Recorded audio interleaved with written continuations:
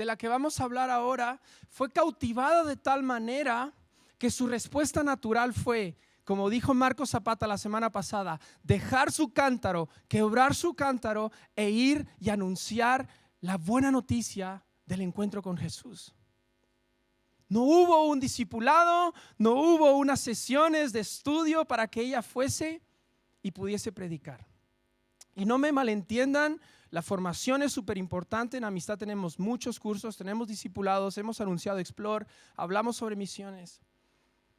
Pero estoy hablando de que muchas veces yo creo que hemos complicado lo que entendemos por evangelismo. Hemos complicado lo que significa hablar de corazón a corazón de un encuentro que tú has tenido con Dios. Y esto es lo que vamos a leer esta mañana. Son muchos versículos.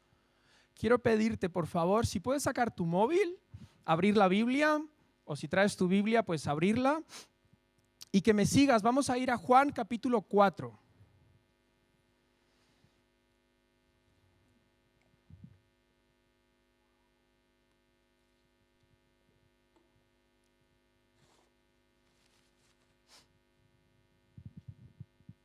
Desde el versículo 3 en adelante. Vamos a leer un texto sobre la mujer samaritana y su encuentro con Jesús. Versículo 3 dice: salió Jesús de Judea y partió otra vez para Galilea. Y tenía que pasar. La versión Reina Valera 60 dice: y le era necesario pasar por Samaria. Versículo 5. Llegó pues a una ciudad de Samaria llamada Sicar.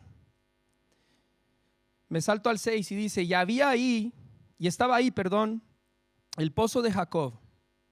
Entonces Jesús, cansado del camino, se sentó junto al pozo. Era como la hora sexta. Algunas versiones dicen que eran como el mediodía, ¿no? Y una mujer, ¿cuántas mujeres? Una mujer de Samaria vino a sacar agua. Y Jesús le dijo: dame de beber. Pues sus discípulos habían ido a la ciudad a comprar alimentos.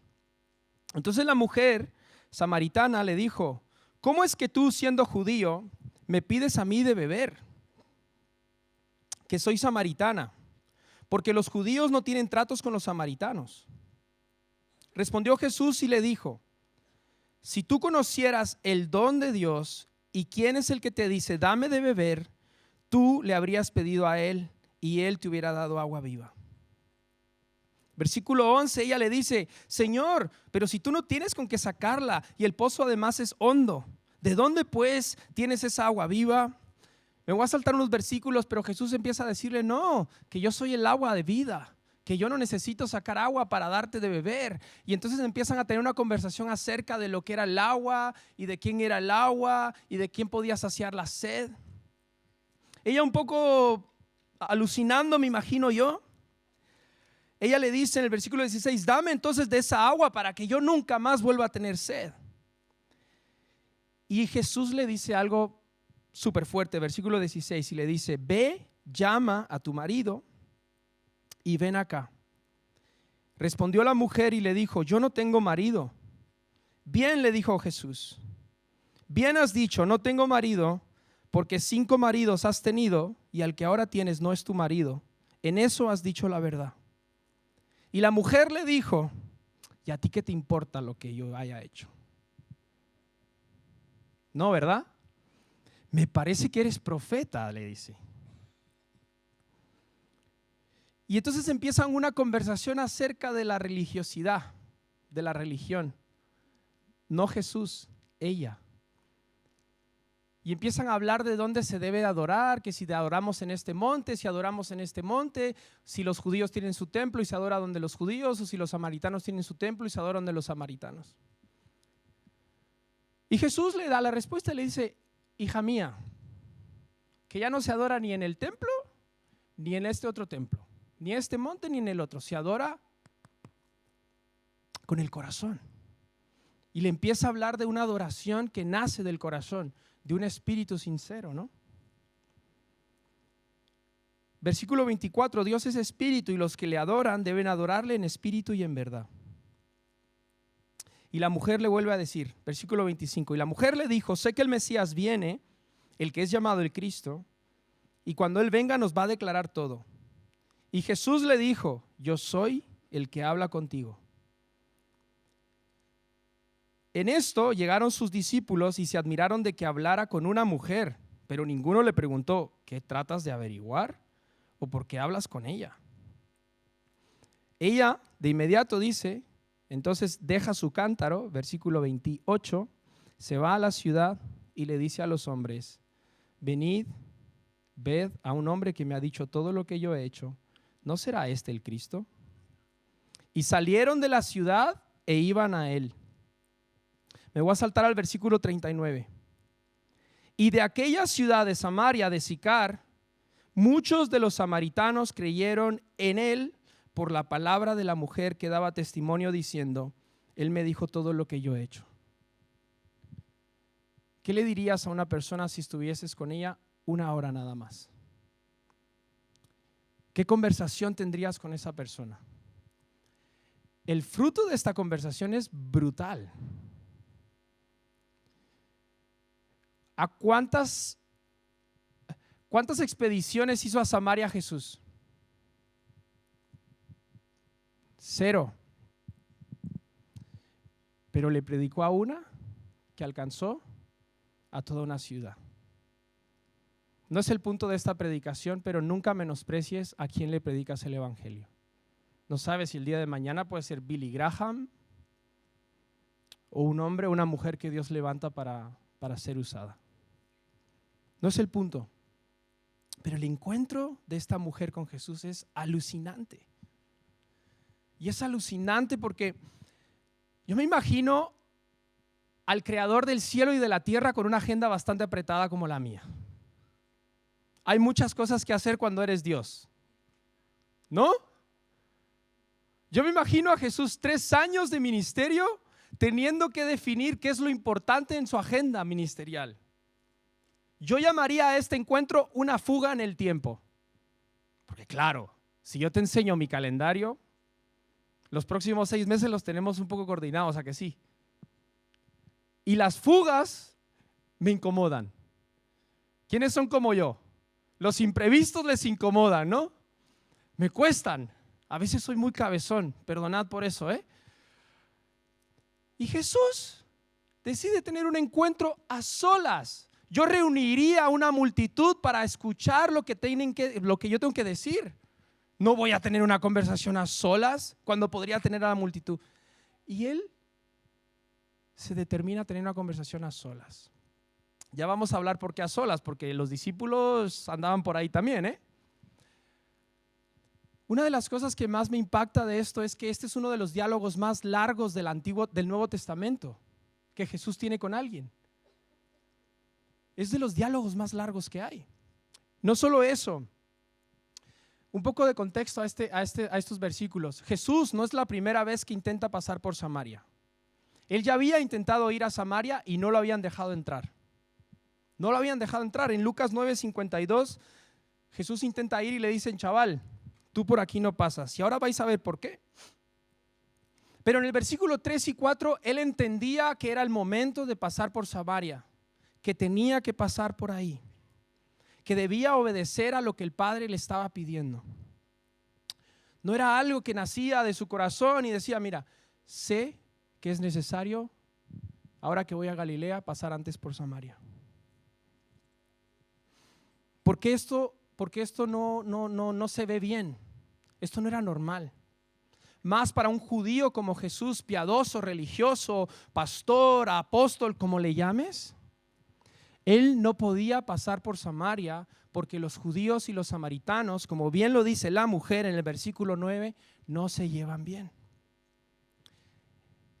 Había una rivalidad, había un rechazo mutuo. Ellos evitaban toparse, evitaban pasar uno frente al otro.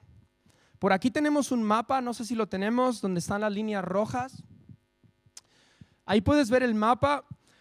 Lo que un judío piadoso, religioso, pastor, en nuestro contexto hacía era, para evitar pasar con aquellos que le caen un poco mal, para evitar pasar con aquel vecino que, mira, esto era peor, esto no era como, mira, como yo soy muy del Atleti, no voy a pasar por la Castellana. Era más que eso, ¿vale? Había un rechazo mutuo, había un odio mutuo. No se llevaban bien. Es como que si tu vecino del primero te cae mal y aún así vas tarde y tienes que correr por las escaleras, no, vas a usar el elevador. Porque tú y él no se pueden ver. A lo mejor hay algo ahí que no es religioso, como en el caso de Jesús, pero aquí lo irónico es que era por un tema religioso. O sea, se llevaban mal por un tema religioso. Y esto fue lo que a mí me pegó, ¿no? Los judíos consideraban que los samaritanos eran idólatras. En Segunda de Reyes, capítulo 17, empieza esta división. La conclusión de todo esto es que ellos hicieron un propio templo y dijeron: aquí adoramos a Dios de esta manera, vosotros judíos a vuestra manera, ¿no? Entonces los judíos piadosos no veían eso. Por eso ella en el versículo 20 le dice: ¿en dónde se debe de adorar? Lo lleva a su campo. Otra razón por la cual no se llevaban bien es que los judíos y los samaritanos, más bien los judíos, consideraban a los samaritanos una raza inferior. Los consideraban como inferiores, porque ellos eran mestizos, ellos eran una mezcla entre judíos y gentiles. Entonces el judío no se puede juntar con alguien que no es judío, claro. El guatemalteco no se puede juntar con el mexicano. Y no lo voy a llevar a Europa, porque cada uno tenemos nuestros propios prejuicios. De hecho, el término samaritano era un insulto en el tiempo de Jesús. En Juan capítulo 8:48 a Jesús le dicen: samaritano endemoniado. Yo me lo cargo. Y Jesús le responde en Juan 8:48: mira, me estás faltando el respeto y además no estoy endemoniado. Wow. Y con todo este contexto, ahí está nuestro queridísimo Jesús rompiendo todos los moldes. Tenemos otro mapa, rompiendo todos los prejuicios. Y dice: mira, yo prefiero caminar menos, porque en realidad cuando no pasaban por Samaria caminaban más. Prefiero caminar menos y obedecer a Dios. Y dice: mejor voy a pasar por Samaria, por una ciudad que se llama Sicar. Y de aquí podemos sacar, el primer punto que quiero sacar de esta predicación es: no importa lo lejos que estés de Dios, lo enemigo que te sientas de Dios, lo solo, lo vacío, lo rechazado que te sientas por Él y por su iglesia, Él viene a tu encuentro. Eso me encanta. Muchos de los que estamos en esta sala hemos entendido esto. Nosotros no le amamos primero, Él nos amó a nosotros primero. Nosotros no venimos a Él, Él vino a nosotros. Y eso es lo primero que podemos sacar de esto. Él viene a por nosotros. No importa cómo tú te encuentres esta mañana, no importa lo lejos que te sientas de Dios. Si estás esta mañana en esta sala o estás escuchándonos en pantalla, Él quiere tener un encuentro contigo. Él quiere tener un encuentro contigo a solas.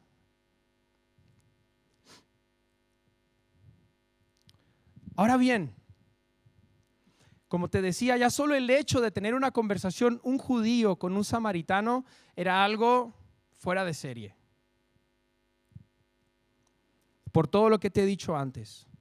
Pero un hombre con una mujer en un lugar público, peor todavía. Por eso los discípulos en el versículo 27, cuando ven a Jesús teniendo esta conversación con ella, dicen: ¿qué hace este tío hablando con ella? Mejor no voy a decir nada por no meter la pata. Pero ellos tenían el contexto de la cultura de ese momento y por eso ellos se preguntan: ¿qué está haciendo Jesús hablando con ella? Un hombre con una mujer no podía estar a solas en un lugar público a menos que fuera su mujer, su esposa. Y ahí está Jesús, ¿como a qué horas leímos en el texto en el versículo 6? ¿A qué horas? A la hora sexta. Se cree que la hora sexta es como al mediodía, cuando pega más duro el sol. Al mediodía, habitualmente, las mujeres cuando iban al pozo a traer agua, iban en grupo. ¿Por qué van las mujeres en grupo al baño? Mira que no era una ley, ¿eh? La ley dice que cuando vayas al pozo a traer agua tienes que ir con toda tu manada, con todo tu grupo, con toda tu familia. Vamos a hablar de la ciudad. Usualmente iban en grupo, no iban solas. Pero esta mujer, como bien leímos, iba sola. ¿Por qué iría sola? Al mediodía cuando nadie va. ¿Por qué? Creo que hay dos razones. Una, o no quería ser vista por nadie, o no podía ir con nadie. Una de las dos razones. Es posible que ella fuese rechazada dentro de los rechazados. ¿Me estáis siguiendo? Rechazada dentro de los rechazados. ¿Puedes imaginarte por un momento el corazón de esta mujer? Y eso que no te he hablado de los 5 matrimonios. Rechazada dentro de los rechazados. Y ahí está Jesús rompiendo todos los moldes, los prejuicios, las barreras religiosas, las barreras sociales, las barreras académicas, las barreras económicas, teniendo una conversación con una mujer al mediodía. Te debo ser honesto. El chino de abajo de mi casa me cuesta mucho. De verdad. Es como que le caigo mal. No sé qué he hecho. Solo le pedí una barra de pan y ya siento que quiero pelear con él. Y no le compro. Camino más. Y estoy siendo, no es broma, estoy siendo muy honesto. Por eso Dios me habló. ¿No será que tengo un prejuicio? ¿No será que lleva un mal día? ¿No será que a lo mejor le caigo mal? ¿O todos le caemos mal? No sé. Pero me vi reflejado. ¿No te pasa a ti? ¿No has tenido compis de trabajo? Dice, joder, esta sí que no se merece la salvación, ¿eh? Pues tú tampoco. Tú tampoco. Ni yo, ni nadie en esta sala se lo merece. Y ese es el impacto del evangelio, de la persona de Jesús en nuestras vidas. Que no le importa cómo somos. No le importa cómo nos vemos, nos vestimos, de dónde venimos, si tenemos o no dinero, si hemos o no estudiado.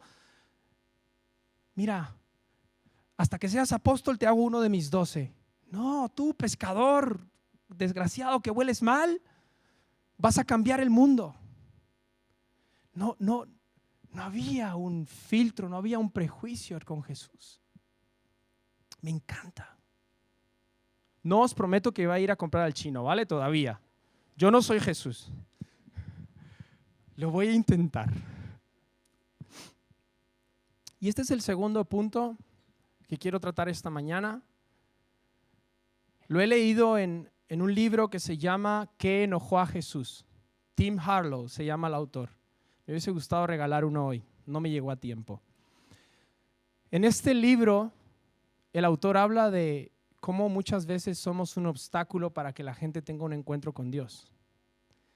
Y habla de, por ejemplo, cuando están en el templo, ¿no? Vendiendo comida y pollos y todo lo que estaban vendiendo, ¿no? Cómo eran un obstáculo para que ellos tuvieran un encuentro con Dios. Y en este libro habla también sobre esta mujer.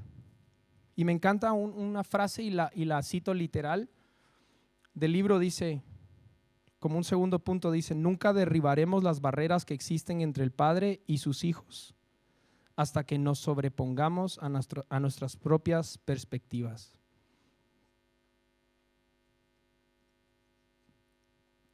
Te lo voy a decir de esta manera: o eres el puente o eres el estorbo para lo que Dios quiere hacer en la vida de alguien.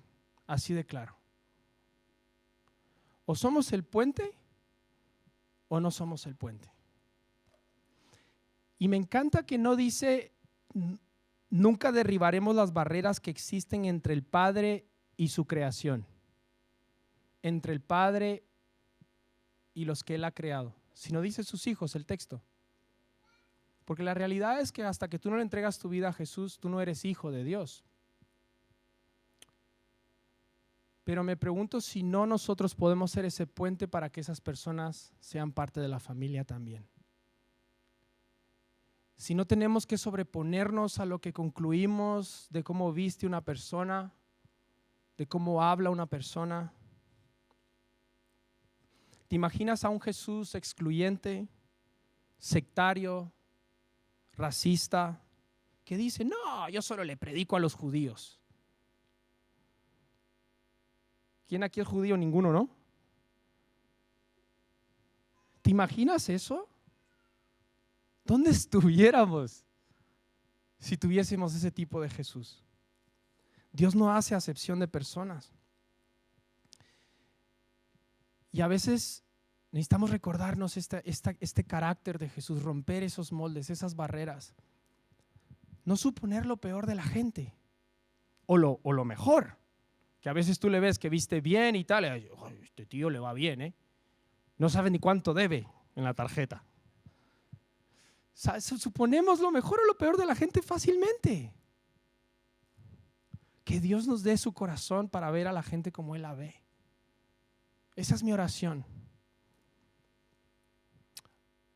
Está divorciada porque no es estable emocionalmente. Tú no sabes por lo que pasó el pobre hombre, la pobre mujer. Está soltero, ¿eh? Algún problema tendrá. Es que de verdad es que somos. Estoy hablando de nosotros, ¿vale? No de los que están atrás de la cámara. Vemos a alguien en la calle y dices: sí, no quiere ayuda. Se estará drogando seguramente. Algo habrá hecho mal. Tu jefe en el trabajo, yo no sé qué dirás tú. Pero todos tenemos filtros. Todos tenemos filtros. Y necesitamos sobreponernos a esos filtros para que Dios haga algo en la vida de la gente. ¿Cuál crees que es la razón por que la mujer ha tenido 5 divorcios?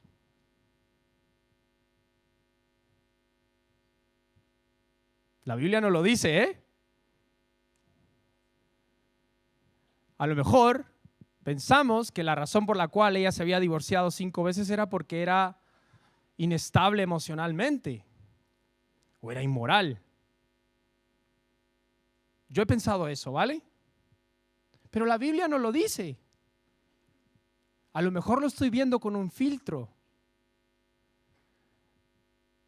Lo mismo con el hijo pródigo. Cuando el hijo regresa, el hijo menor regresa a casa, ¿qué dice el hijo mayor? Tu hijo se ha gastado todo tu dinero con rameras, con prostitutas. La Biblia no dice eso. Eso lo dices tú. Pero tú no te fuiste con él a gastarte el dinero. La Biblia dice que él vivía perdidamente. ¿Qué es vivir perdidamente? Juegos de azar. Manejar mal tu economía. Un problema con el alcohol. O a lo mejor con prostitutas. Pero ese era el filtro del hermano mayor. ¿Qué pasaría si yo te dijese que la razón por la cual esta mujer se había divorciado 5 veces no era por una razón inmoral, sino una razón de infertilidad. A que te cambia un poco el chip, a que la ves de otra manera. Lo mismo, te lo digo, en este libro que he leído, ellos proponen esto, que algunos eruditos proponen de que a lo mejor la razón era infertilidad, porque ella no podía dar un acta de divorcio al hombre, solo podía recibirlo de un hombre. Por esta razón se cree que a lo mejor la causa de sus divorcios era infertilidad. ¿Cómo sabemos de que a lo mejor podía ser esta la razón? Porque cuando Jesús le dice, ve y llama a tu marido, y le dice, no tengo, bien has dicho, 5 has tenido, ella no le dice, ¿qué te importa? ¿Sabes qué creo que le dice? Me parece que me conoces, me parece que sabes quién soy, me parece que no me ves como me ven los demás, me parece que tú no eres ni judío ni samaritano, tú eres alguien especial.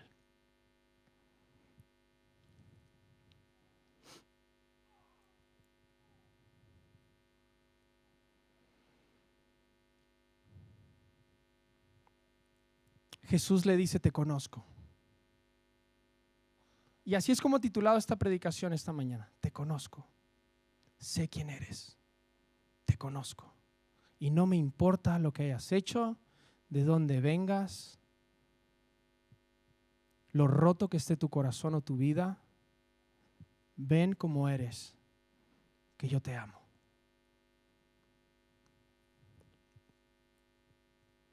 Que Dios nos permita ver a la gente como Él la ve. Que Dios nos permita hacer un puente con los que están allá afuera. Danos tu corazón, Jesús, para ver a las personas como tú las ves. Ayúdanos, Señor, ayúdanos, Espíritu Santo. Una hora con Jesús, menos a lo mejor. ¿Cuánto pudo haber durado esa conversación? Perdona, a todo esto, ¿y dónde estaban los discípulos? Suena como un chiste malo, ¿no? ¿Cuántos discípulos se necesitan para ir a comprar la comida? ¿Dónde estaban? Me lo he preguntado, ¿no? ¿Cuántos, qué hubiese pasado, ¿no? Que si los discípulos hubiesen estado ahí. A lo mejor ellos hubiesen tenido un prejuicio con ella o ella con ellos, la conversación no se hubiese dado. O a lo mejor ella al ver tantas personas en el pozo dijo, no, vengo mañana.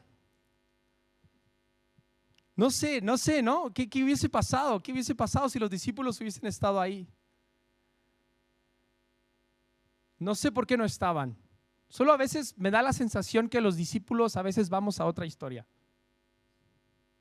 No, esto es lo importante, esto es lo que se hace, la comida, hay que organizar.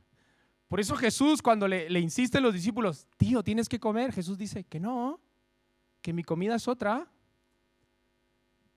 No sé, a veces me pasa, ¿no? Hablo en primera persona, todo lo que te digo lo hablo en primera persona, es como, estoy a otra cosa y Dios está haciendo otra.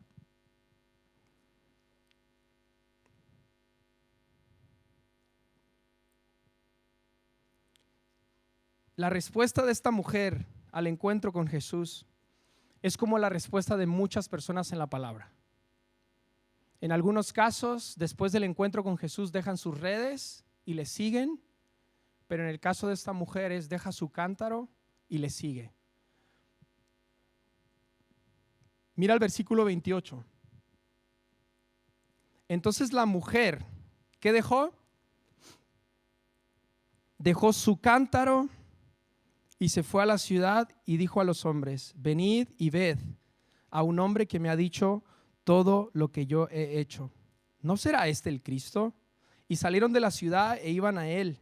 Y de aquella ciudad muchos de los samaritanos creyeron en él por la palabra de la mujer, que daba testimonio diciendo, él me dijo todo lo que yo he hecho. De modo que cuando los samaritanos vinieron a él, le rogaban que se quedara con ellos, y se quedó ahí 2 días. Y dejó su cántaro y hizo todos los cursos. y dejó su cántaro y se certificó. Algunas veces pregunto a gente, oye, ¿por qué no discipulas? Es que no estoy preparado, es la respuesta. Pensamos que hacer discípulo significa tener conocimiento. Error. Hacer discípulo significa caminar en obediencia al mandato de Jesús. Como vimos la semana pasada, si tú has caminado 10 pasos, pues puedes enseñarle a esa persona a caminar 10 pasos. Si tú has caminado 2 kilómetros, puedes enseñarle a esa persona a caminar 2 kilómetros.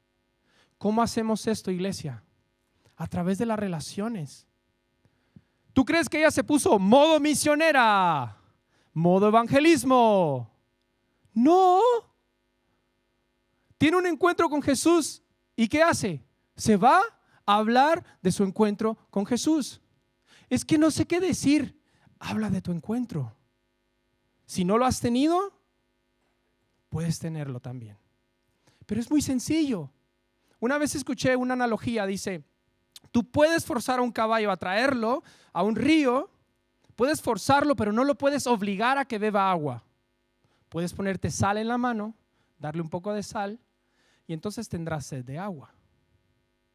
La iglesia, tú y yo, somos la sal de este mundo y tenemos que provocar un poquito de sed de Jesús. Con tu vida, con tu testimonio, con lo que vives en tu día a día. Y esto fue lo que hizo la mujer. Habló de su encuentro, teniendo conversaciones normales con la gente. ¿Tú crees que los samaritanos no sabían lo que ella había hecho? Porque dice, me ha dicho todo lo que he hecho. Claro, hija mía, si todos sabemos quién eres tú. Fotina, algunos proponen que se llamaba Fotina. Curioso nombre. Sabemos quién eres, Fotina. Pero había algo en sus palabras después de ese encuentro que ya no les sonaba igual a los samaritanos. Por eso vinieron a Jesús. Yo me imagino esa escena. Mira, te recomiendo una serie que se llama The Chosen. The Chosen. Brutal, brutal. Mírate las 2 temporadas. Son gratis, no tienes que pagar. Puedes dar una ofrenda a ellos, ¿vale? Y la segunda temporada empieza con este capítulo de la mujer samaritana. Es brutal. Le trae toda la ciudad entera, se convierte. Primera misionera a los samaritanos. ¡Qué pasada!